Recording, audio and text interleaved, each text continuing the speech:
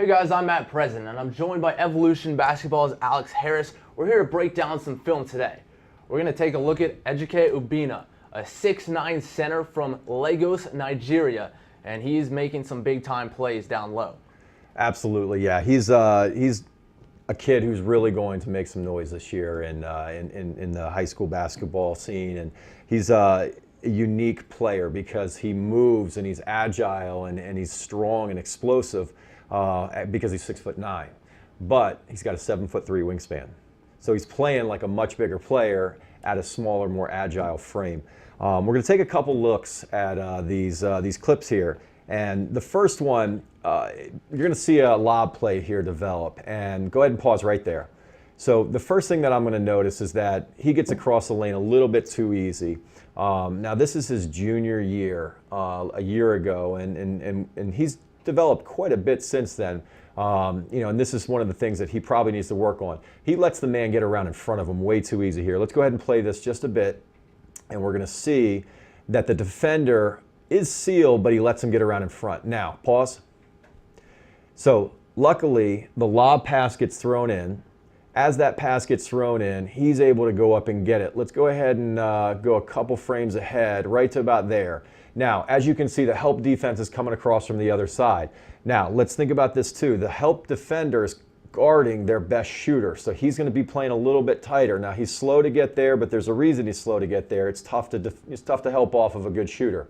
Now, big mistake here by the big man. He brings the ball down and almost gets it stripped if we go ahead and play a couple more frames. He gets lucky, nobody gets it. Easy dunk with that big wingspan right there. And the other thing I saw in that is all 5 defenders in the picture, in the middle of the paint, everyone collapses. They're defending him and only him. Not only does that mean that he's going to be a focal point, but that everyone else, it really gives them a chance to knock down shots on the perimeter. Yeah, absolutely. And that's something that, a great strong post player is just going to open things up for their guards and vice versa as well. So let's go ahead and take a look at this next play. And this is going to be a very similar situation. Pause right there. And we're going to have the same exact play, but from a different angle on the court. Now, there's a couple things that I really like. Personally speaking, I prefer the lob coming in from the high post because, as we always like to say the worst thing that can happen is the ball goes out of bounds. It's much harder to help from the wing. It's much harder to help from across the block. And if that is a bad pass, it goes out of bounds. You're not turning it into a fast break transition. So as you can see in this frame, he's got a great low base, and I think he even is going to get a little bit lower if you go a couple frames forward. There we go, right there. Really sets himself up. He gets that guy up above the volleyball line, that white line there on the court. As that pass comes across, he's going to go and get it. He's going to make the same mistake this time of bringing that ball down.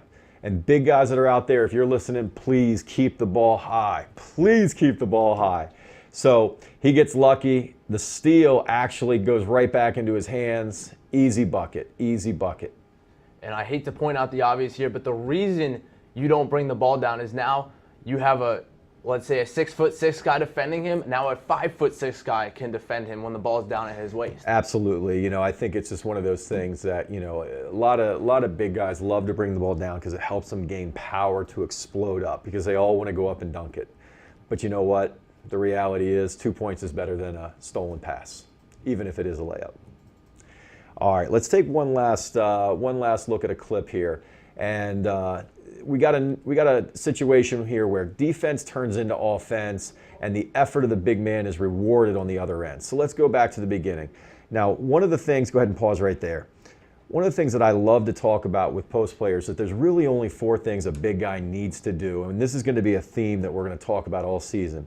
Big guys need to be able to box out and rebound. They need to be able to run the court. They need to be able to play active defense with their hands up, and they need to be able to catch and finish.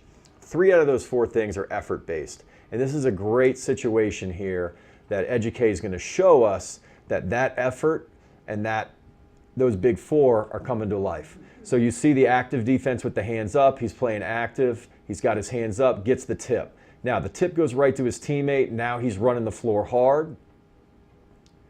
And there he is for the tip. You can argue that that's goaltending, but it wasn't called, so we're going to go ahead and say it's good.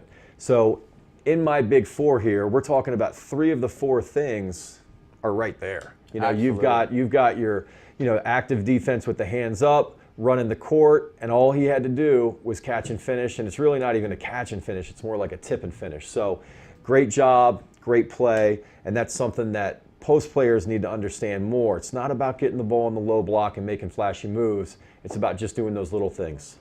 Gotta love the big man running the floor, no doubt about it. For Alex Harris, I'm Matt Present. Thanks for watching.